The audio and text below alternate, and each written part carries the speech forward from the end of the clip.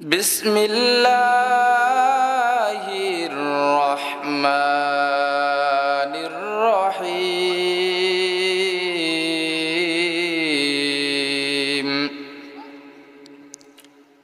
لو أنزلنا هذا القرآن على جبل لرأيته خاشعا متصدعا من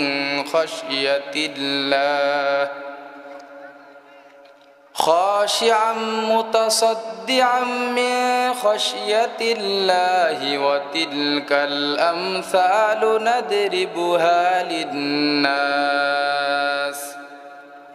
للناس لعلهم يتفكرون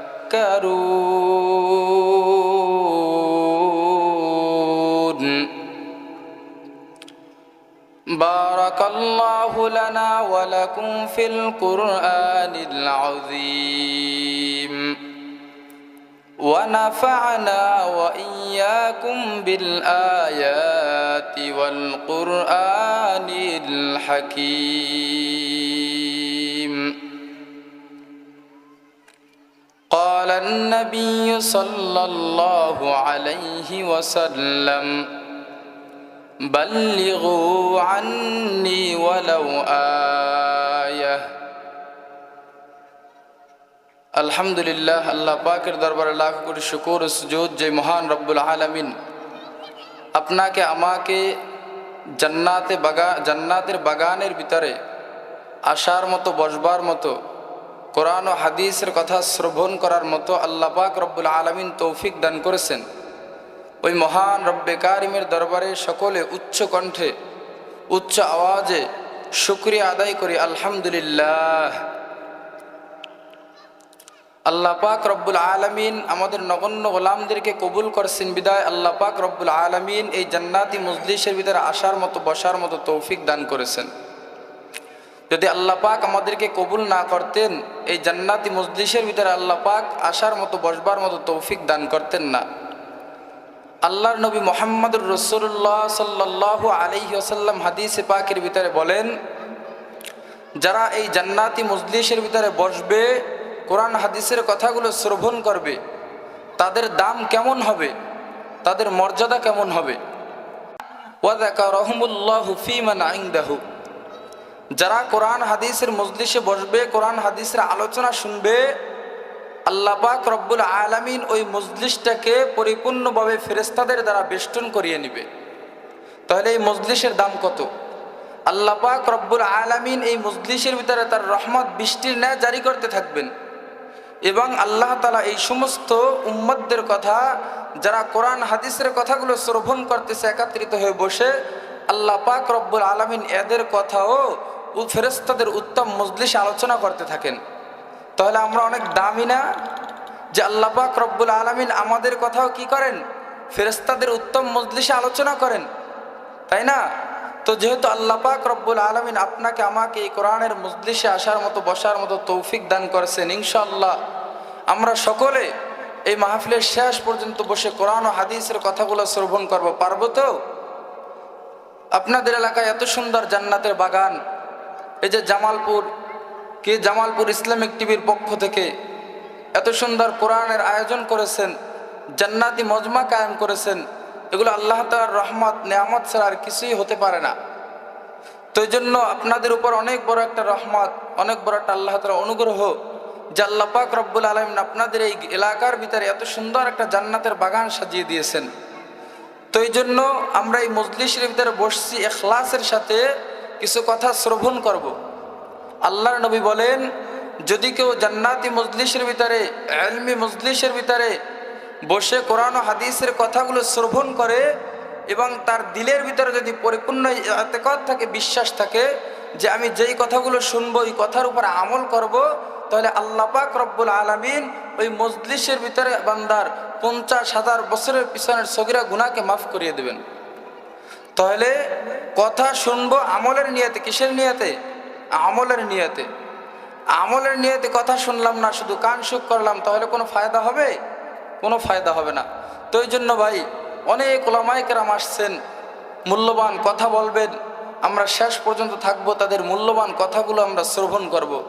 তো যাই হোক, আপনাদের সামনে যে আমি কোরআনে কারিমার যে আয়াত তেলাওয়াত করেছি, যে আল্লাহ পাক রব্বুল আলামিন আমাদের নবী মুহাম্মদ রাসূলুল্লাহ সাল্লাল্লাহু আলাইহি ওয়াসাল্লামের উপরে এই কোরআনকে নাজিল করেছেন। আল্লাহ পাক রব্বুল আলামিন যখন আমাদের নবীর উপরে এই কোরআনকে নাজিল করেছেন, নাজিল করার পরে আল্লাহ পাক রব্বুল আলামিন এই কোরআনকে দুনিয়ার ভিতরে যখন প্রেরণ করেছেন, আল্লাহ পাক রব্বুল আলামিন পাহাড়কে প্রস্তাব দিয়েছেন যে পাহাড় তুমি আমার কোরআনকে গ্রহণ করবে কিনা।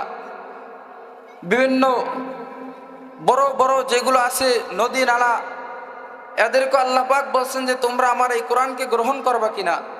তারা সকলেই কোরআনকে গ্রহণ করতে চায় নাই। কেন চায় নাই? আলা জাবালিন লা রাআইতাহু খাশিআম মুতাসাদ্দিয়া। এরা এই কোরআনের ভার সহ্য করতে পারবে না। যদি এদের উপরে এই কোরআনকে দেওয়া হইতো তাহলে এরা কি হইতো, আল্লাহর ভয়ে কম্পন করতো আর চূর্ণ বিচূর্ণ হয়ে যাইত, তাই না? তাহলে কোরআন দেখতে যদিও ছোট, কিন্তু এটার মূল্য, এটার ভার কোনোদিন কল্পনা করাও কি সম্ভব না। দেখেন, তাকায় দেখেন, বাংলার জমিনে ঘরে ঘরে ছোট ছোট বাচ্চা কোরআনের হাফেজ হয় কি হয় না? 7 বছরের সন্তান, 8 বছরের সন্তান, 9 বছরের সন্তান কোরআনের হাফেজ, ঠিক না? তো এই কোরআনওয়ালার মূল্য কত? আল্লাহর নবী মুহাম্মদ রাসূলুল্লাহ সাল্লাল্লাহু আলাইহি ওয়াসাল্লাম হাদিসের ভিতরে বলেন, মান ক্বারাআল কুরআনা ফাস্তাযহারু ফাহাল্লা হালালাহু ওয়া হাররামা হারামাহু আদখালাহুল্লাহুল জান্নাহ ওয়া শাফাআহু মিন আহলি বাইতিহি কুল্লুহুম ক্বাদ ওয়াজাবাত লাহুন নার। আল্লাহর নবী মুহাম্মদুর রাসূলুল্লাহ সাল্লাল্লাহু আলাইহি ওয়াসাল্লাম হাদিসে পাকের ভিতরে বলেন, আমার যেই বান্দা বান্দি কোরআন পড়বে, কোরআনের হেফাজত করবে, কোরআন অনুযায়ী আমল করবে, আল্লাহ পাক রব্বুল আলামিন ওই সমস্ত বান্দা বান্দিদেরকে আল্লাহ পাক রব্বুল আলামিন জান্নাতের নিচে ছায়া দিবেন। যারা কোরআনওয়ালা হবে, সাহেবে কোরআন হবে, কোরআনের মাহের হবে, তাদের মূল্য কেমন হবে জানো? তাই তারা নিজেরা তো জান্নাতে যাবেই যাবে, তাদের পরিবার পরিজনদের ভিতর থেকে 10 জন ব্যক্তিকে সুপারিশ করিয়া আল্লাহর জান্নাতে নিয়ে যাবে। তাহলে কোরআনওয়ালা সন্তানের বাবা হওয়া যাবে? কোরআনওয়ালার কত দাম! তো একজন সন্তানকে যদি কোরআনের হাফেজ বানাই, সে তো জান্নাতে যাবে যাবে, তার উসিলায় তার পরিবার পরিজনদের থেকে এমন 10 জন ব্যক্তি কুল্লুহুম কদ ওয়াজাবাত লাহুন নার, যাদের উপরে জাহান্নাম ওয়াজিব হয়ে গেছে, এরকম 10 জন ব্যক্তিকে সুপারিশ করে আল্লাহর জান্নাতে নিয়ে যাবে। তো এই জন্য আমাদের সন্তানদেরকে কোরআনের হাফেজ বানাবো। পারবো তো ইনশাআল্লাহ? পারা যাবে? এখন প্রশ্ন আসি, হুজুর যদি ছেলেটাকে কোরআনের হাফেজ বানায়, আলেম বানায়, তাহলে তো না খেয়ে মারা যাবে। তারা কি করবে? তাদের কামাই কি, তাদের পুঁজি কি? এই প্রশ্ন আসে না? অথচ তাকায় দেখেন, এই বাংলার জমিনে সর্বোচ্চ সম্মানের স্তরে ওলামায়ে কেরাম কোরআনের হাফেজরা গেছে, অন্য কাদের স্তরে কখনো আসতে পারবে না, কল্পনাও করতে পারবে না। চিল্লা বলেন ঠিক কিনা? ওলামায়ে কেরামের মতো সম্মানের জায়গা কোনো এমপি মন্ত্রীও কোনোদিন খুঁজে পাইবে না ইনশাআল্লাহ। ওলামায়ে কেরাম বাংলাদেশের, শুধু বাংলাদেশ নয়, গোটা পৃথিবীর ভিতরে সর্বোচ্চ সম্মানের স্তরে আছে। হ্যাঁ, একজন সন্তানকে যদি কোরআনের হাফেজ বানান তো আল্লাহ পাক রব্বুল আলামিন এই পরিমাণ ফজিলত দান করবেন। একজন সন্তানকে যদি কোরআনের আলেম বানান, আল্লাহর নবী মুহাম্মদুর রাসূলুল্লাহ সাল্লাল্লাহু আলাইহি ওয়াসাল্লাম বলেন, যদি একজন সন্তান কোরআনের আলেম হয়, কোরআন পড়ে, কোরআন অনুযায়ী আমল করে, কোরআনের ব্যাখ্যা হেফাজত করিয়া নেয়, এই বান্দার মূল্য কেমন হবে জানো? কয়েকজন কোরআনের আলেম কিয়ামতের ময়দানে নিজে জান্নাতে যাবে এবং তার পরিবার পরিজনদের ভিতর থেকে 40 জন ব্যক্তিকে সুপারিশ করে আল্লাহর জান্নাতে নিয়ে যাবে। আল্লাহর নবী কয়, না না, এখানেই তোমাদের সুসংবাদ ক্ষান্ত হবে না। আল্লাহর নবী আরো জানা দেয়, ও সাহাবায়ে কেরাম, তাকা দেখো, আকাশের তারকা যেরকম ভাবে অগণিত, আকাশের তারকা গণনা করা যেমনি ভাবে সম্ভব নয়, তোমার একজন সন্তান যদি কোরআনের আলেম হয়, তোমার একজন সন্তান কিয়ামতের ময়দানে হাজার হাজার হাজার মানুষগুলোকে সুপারিশ করে আল্লাহর জান্নাতে নিয়ে যাবে।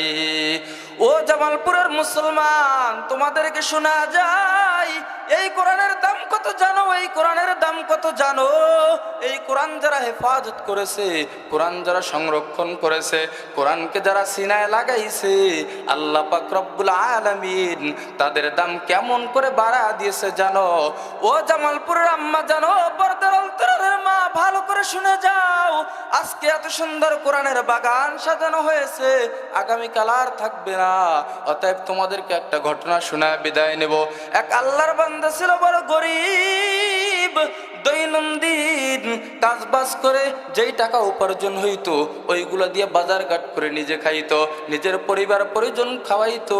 ওই আল্লাহর বান্দা দৈনন্দিন কাজ করত, দৈনন্দিন বাজার করিয়া পরিবার পরিজনদেরকে নিয়ে খাইতো। কিন্তু আল্লাহর বান্দা হঠাৎ করিয়া একদিন বাজারে গিয়া শুনতে পায়, বাজারের ভিতরে আল্লাহর কোরআন আসছে। আল্লাহর কোরআন, এই কোরআন ঘরে রাখলে আল্লাহর রহমত বাড়ে, এই কোরআন ঘরে রাখলে আল্লাহর নিয়ামত ঘরের ভিতরে আসে। বান্দা যখন এই কথা শুনলো, তখন বান্দা চিন্তা করলো, আজকে আর বাজারঘাট করবো না, প্রয়োজনে আজকে খাবো না, প্রয়োজনে আজকে খাবো না, আজকে আল্লাহর কোরআন সংরক্ষণ করে ঘরে নিয়ে যাব। আগে যাই বিবির কাছ থেকে অনুমতি নিয়ে আসি, তারা না খেয়ে থাকতে পারবে কিনা, একটা দিন তারা ধৈর্য ধরতে পারবে কিনা। আল্লাহর বান্দা যখন তার বিবিকে গিয়া বলে, লাইব্রেরির ভিতরে আল্লাহ পাকের একটা কোরআন আসছে, একটা কালাম আসছে, ওই কোরআনটাকে ঘরে নিয়ে এসে সংরক্ষণ করব। স্ত্রী বললে, যাও যাও, প্রয়োজনে আজকে না খেয়ে থাকবো। যদি আল্লাহর কোরআন সংরক্ষণ করার কারণে ঘরের ভিতরে আল্লাহর রহমত আসে, তাহলে না খেয়ে থাকলেও আমাদের কোনো আফসোস নাই। ও মুসলমান ইমানদার আল্লাহর গোলাম, ভালো করে ঘটনাটা খেয়াল করে নাও। আল্লাহ পাক রব্বুল আলামিনের কোরআনের কি মুআজিজা, কি মুআজিজা! ও নবীর উম্মতের দল, টাকা দেখো, আল্লাহর বান্দা লাইব্রেরিতে গিয়া বলতেছে, এই যে আজকে টাকা উপার্জন করেছি, নাও নাও, এই টাকা দিয়ে আমাকে একটা আল্লাহ পাকের কোরআন দাও। এই কোরআন নিয়ে আল্লাহর বান্দা ঘরে যায়, কিন্তু ঘরটা ছিল খুব নগণ্য, কোরআন রাখার মতো কোনো ভালো তাকিয়াও ছিল না। ওই আল্লাহর বান্দা চিন্তা করলো, এই কোরআনকে কোনখানে রাখবো, এই কোরআনকে রাখার জন্য তো ভালো কোনো জায়গাও নাই। ওই আল্লাহর বান্দা এই চিন্তা করিয়া স্বামী আর স্ত্রী পরামর্শে বসিয়া যায়। স্বামী আর স্ত্রী পরামর্শ করতেছে, আল্লাহর কোরআনকে তো সম্মানের জায়গায় রাখতে হবে, আল্লাহর কোরআনকে বেইজ্জতি করা যাবে না। তো স্বামী স্ত্রী পরামর্শ করলো, এই কোরআনকে তো নিচে রাখা যাবে না, কোরআন তো সম্মানী, কোরআনকে উপরে রাখতে হবে। তো কি করা যায়? আল্লাহর বান্দার বান্দি পরামর্শ করে বলল, এই কোরআন আমরা হেফাজত করতে পারবো না, কারণ এই কোরআনের অনেক দাম, অনেক মূল্য। ওই আল্লাহর বান্দার বান্দি পরামর্শ করে বলতেছে, এই কোরআন আবার লাইব্রেরিতে ফেরত দিয়ে আসো, যাও যাও। আল্লাহর কোরআন যদি আমাদের ঘরে থাকে, আল্লাহর কোরআনের অপমানই হয়ে যাবে, কারণ আল্লাহর কোরআনকে আমরা সম্মানী জায়গায় রাখতে পারবো না। তো আল্লাহর বান্দা বলল, হ্যাঁ লাইব্রেরিতে ফেরত দিয়ে আসবো, বেশ ভালো কথা। তো এই কোরআনকে আজকে রাত্রেবেলায় তো আমাদের সংরক্ষণ করতে হবে, রাত্রে তো আর লাইব্রেরি খোলা নাই। আল্লাহর বান্দা বান্দি পরামর্শ করে ওই কোরআনকে নিয়ে কি করবে, কিভাবে আজকে রাত্রে রাখা যায়। আল্লাহর বান্দার বান্দি এই পরামর্শ করার পর আল্লাহর বান্দি বলতেছে, এই কোরআনকে একটা কাজ করো, অর্ধরাত্র তুমি মাথায় নিয়ে দাঁড়ায় থাকো, আর অর্ধরাত্র আমি মাথায় নিয়ে দাঁড়ায় থাকবো। আল্লাহর বান্দার বান্দি এই পরামর্শ করার পর আল্লাহর বান্দি অর্ধরাত্র মাথায় কোরআন নিয়ে দাঁড়ায় রইছে, আর আল্লাহর বান্দা বাকি অর্ধরাত্র কোরআন মাথায় নিয়ে দাঁড়ায় রইছে।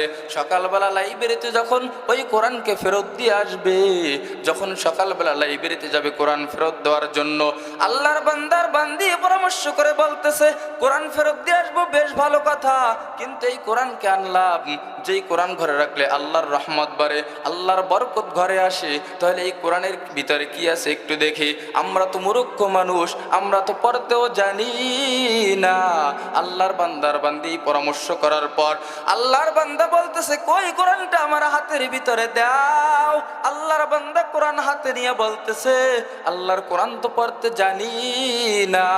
তো আল্লাহর বান্দা কোরআন পড়তে পারে না, কোরআন নিয়া লাইনে লাইনে আঙ্গুল টানতেছে আর বলতেছে, হাযা কালামু রাব্বি, হাযা কালামু রাব্বি, এটাই কি আমার আল্লাহর কালাম, এটাই কি আমার আল্লাহর কালাম।